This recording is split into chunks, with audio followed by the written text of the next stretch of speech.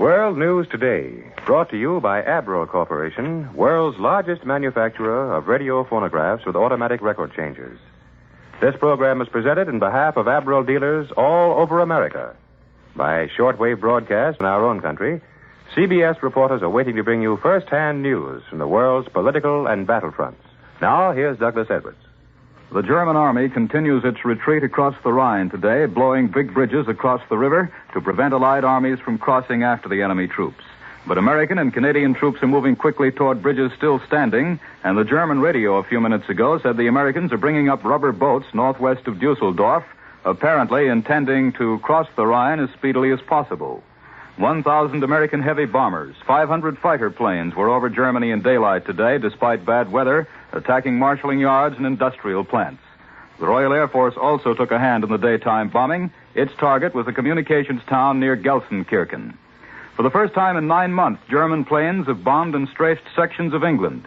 The Germans say the Russians have broken through German defenses in a drive flanking Stettin on the northeast, and that one Soviet column is 13 miles from the Baltic coast farther east.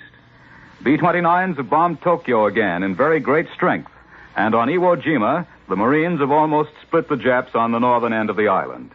And now we hear from one of Columbia's correspondents in the field. Admiral takes you to Supreme Headquarters in Paris, Charles Collingwood reporting. The German front before the Rhine is cracking fast. The First Army, or rather armored elements of it, have broken out of their bridgehead across the Erft and cut their way to the Rhine north of Cologne. First Army infantry is closed to within 2.5 miles of the city. The Ninth Army has driven northeast 8 or 9 miles from Krefeld to reach Hamburg across the river from Duisburg. Troops of 3 armies are crowding up to the banks of the mighty river. The Germans have already lost 52,000 men as prisoners, and they're fighting now to get as much of the rest as they can across the river. The German rearguard action boils down to an attempt to hold on to the Rhine crossings. For the rest, it is chaos, with everything German trying to get across the river. As things stand this afternoon, about the only decent bridge the Germans have left is the one at Wesel, and that is exactly where their stiffest resistance is. Wesel is up in the north on the Canadian Army sector. Between there and Cologne, there is only one bridge left at Hamburg, across the river from Duisburg, and that is threatened by the 84th Division in Hamburg's outskirts. From there on down, the Germans have blown the bridge at Erdingen, the 3 bridges at Dusseldorf, and at Cologne itself, the only one left standing is the Great Hohenzollern Bridge, and that has been pretty badly knocked about by our bombing.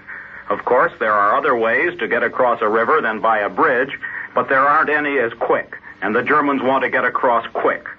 How much they will get across, or to put it in reverse, how much we will capture, is a question it might be well to be pessimistic about.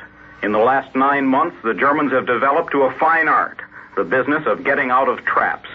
And all the indications are that they will get most of their stuff out of this one. But even granting that, what is happening now before the Rhine is a disaster to German arms. This is Charles Collingwood in Paris, returning you to New York. And now some news direct from the fighting field. For a direct report from the American Ninth Army front, Admiral takes you somewhere in Germany, Howard K. Smith reporting. This is the American Ninth Army. The Battle of the Cologne Plain has turned into a rather large-scale mopping up of disorganized German forces on this side of the Rhine. If a week ago the situation could be characterized as a thin American bridgehead across the Ruhr, it is tonight a rapidly dwindling German bridgehead this side of the Rhine. The Nazi bridgehead is caught in the pincers of the Canadians driving down from the north, and this American army advancing upwards from the south. In the past 24 hours, the German bridgehead has been reduced by 9 miles on this end of the pincers alone. Today's push by the Ninth Army brings the Hamburg Bridge over the Rhine River under control of our artillery, and it leaves only 2 other Rhine bridges to the retreating Germans. One at Wesel in the Canadian sector, and the other down at Rheinberg in the American sector. Following these surging troops today has been a ticklish proposition. I've passed through frontline villages without a single American soldier in them.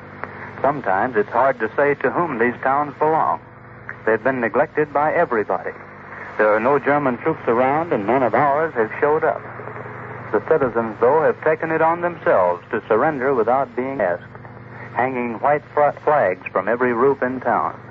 One place, the striped flag of the German Republic was being draped over the village church. In the farmyard, you see the hides and entrails of freshly slaughtered cattle, which the retreating Wehrmacht took with them. There are splintered German pockets scattered all over the fluid front. The other day, I was shot at 4 times by snipers. Yesterday, I lost my driver and my Jeep. In a village near the Rhine, the driver went off to reconnoiter the neighborhood. He hasn't returned yet, and I've had to report him missing in action. This is Howard Smith returning you now to New York. There'll be more news in just a moment. If you've wished for more oven room in your kitchen range, you'll be interested in Warren Sweeney's message about an electric range with 2 ovens. The Admiral electric range will have 2 full-sized ovens.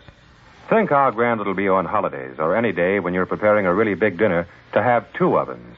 Your turkey or roast could be cooking at the same time as your rolls and pastries. Admiral, from recent surveys, found that most housewives wanted a larger oven in their next electric range. So Admiral went one better, and you'll get 2 full-sized ovens. And only in the Admiral electric ranges will you get Flexo Heat. Flexo Heat is the Admiral feature that will make it so easy to get just the right amount of heat needed for any cooking operation. As easy, in fact, as turning on and off your water faucet.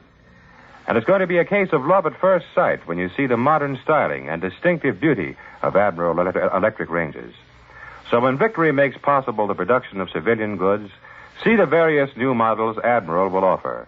For the best in cookery, use electricity. For the best in electric cookery, choose an Admiral. Now here once again is Douglas Edwards. The light heavy bombers, British and American, attacked Germany again today. For this news and other developments, Admiral takes you to CBS London. Larry LeSueur reporting.